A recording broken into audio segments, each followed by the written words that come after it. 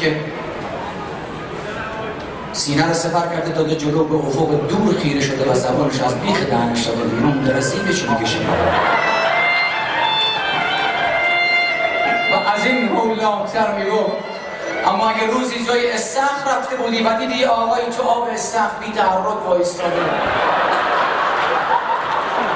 به یک نقطه از آب استخر زل زده و خیره شده، اون بیشرف داره کاری رو میکنه که نباید.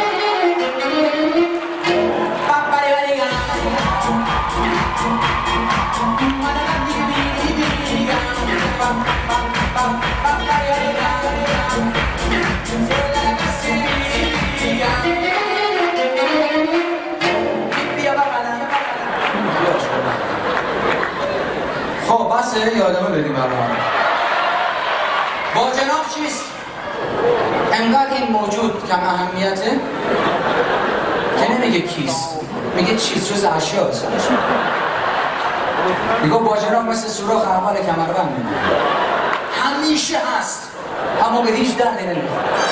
میگفت که دو تا با جناب سوار یه الاغ شده بودن، توی یه مسیر میرفتن، پشت سریع برگشت پشتشو به یکت نشستن، یه شدن چرا پشتتو به این کردیم؟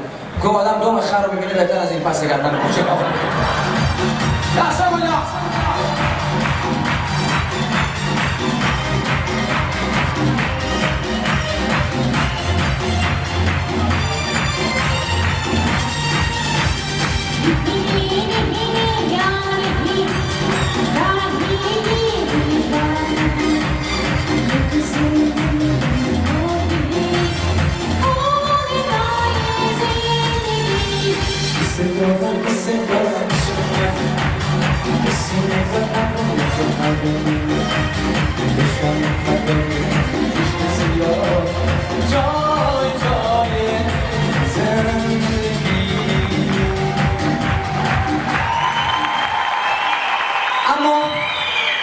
از این لحظه بعد نمیخوام براتون بخونم به دو دلیل. اول که من شومنم، خواننده نیستم.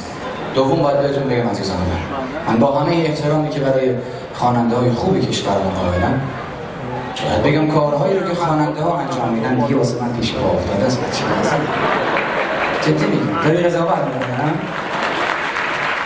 یه اخلاق عجیب ما ایرانی‌ها داریم. تو زندگی از هر چیزی که خیلی خوشمون میاد یا خیلی بدمون بیاد در هر دو صورت فوش میدیم. حالا بهت ثابت ذهن شما رو خوندم، اکثرا تصور کرد و گفتی که پسر از خود راضی رفتی اون بالا میگه من از خواننده ها بدترم، اینطور نیست. مجبورم کرده احضار روح کنم علیرغم میل باطنم. از این کارا خیلی خوشتون بیادم. روح محسن یگانه رو یه لحظه میکشم.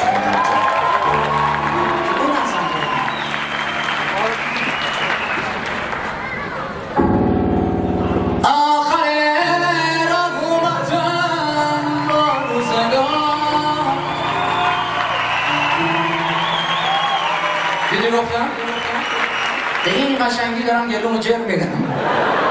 صدای محسن یگانه شبیه سازی میکنم، اون آقا اون گوشه برگشته اینجوری میکنه چه صحبت چقدر قشنگ. من گفتم در هر دو صورت فوش میده، چه فوشش بیاد چه برش بیاد. عوضی من تشویق کنی فوش میده. گره کوری که بخت منه چه تمومه اتفاقای بکش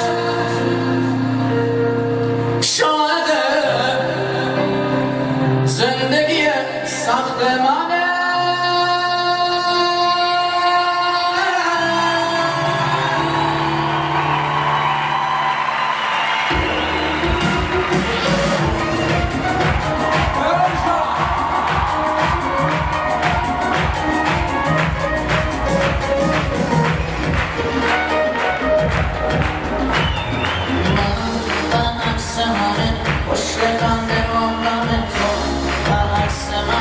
شدی و غمگین میزنی تو آخرش میگی خدا نسان باشه خدا نسان